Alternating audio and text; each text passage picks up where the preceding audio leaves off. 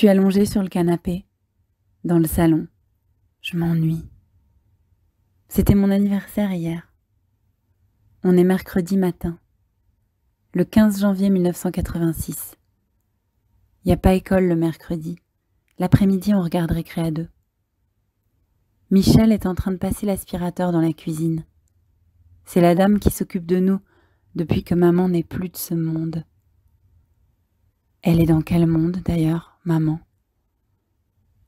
On m'a dit qu'elle était sous la terre. Je songe qu'il doit faire très noir là-dessous. Je chasse les vers de mes pensées. Ça fait du bruit, l'aspirateur.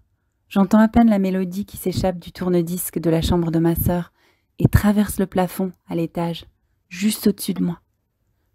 Elle écoute l'album en boucle depuis qu'elle l'a eu à Noël. Des bribes du refrain parviennent à mes oreilles. La ziza, fille enfant du prophète roi. Oh, oh, oh, ta couleur et tes mots, tout me va. Le son de l'aspirateur s'arrête brusquement. Je n'entends plus que le murmure de la radio. J'ai cru entendre un cri étouffé de Michel. Elle déboule dans le salon. Je suis estomaquée, elle dit. J'en reviens pas. Ça alors, ça m'a sonné dit. Un coup de massue cette nouvelle. Daniel Balavoine est mort. Tu te rends compte? Lui qui était si gentil. Qu'est-ce qu'il était généreux. Un vrai humaniste. Il voulait aider les autres. 33 ans. Si jeune. L'âge du Christ. Ah, le monde est bien triste. Il n'y a pas de justice de toute façon. C'est toujours les meilleurs qui partent les premiers. Elle dégobille tout un tas de petites phrases qui défilent devant moi comme des wagons, sans queue ni tête. Du haut de mes 9 ans, je comprends que je comprendrai jamais rien. D'abord maman, il y a pile 1 an, et là, Daniel Balavoine. Pourquoi? Pourquoi? Je me répète. Ses yeux remplis de pourquoi cherchent une réponse en moi. Elle veut vraiment que rien ne soit sûr dans tout ce qu'elle croit. Eratum, confession. J'ai pleuré ta mort juste parce que tu es mort 1 an après maman, jour pour jour, le jour de ma naissance. Car tu es mort hier, mais ils ont annoncé ta mort aujourd'hui. Partout, le monde entier te pleurait.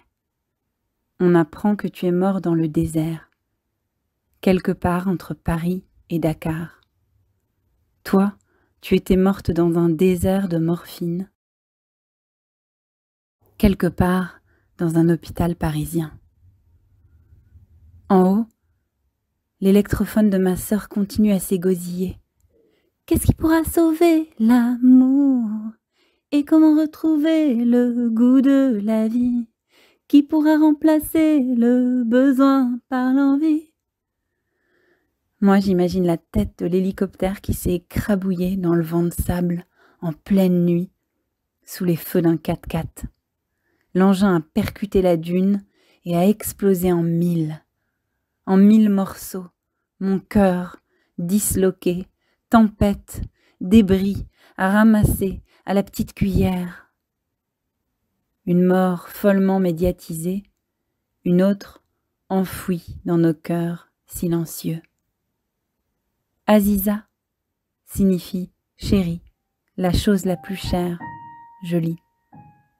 Pour moi, cette chanson parle de toi, car, je voulais te le dire, ici ou en rêve, au ciel ou sous la terre, que tu vives ici ou là-bas, danse avec moi, danse avec moi.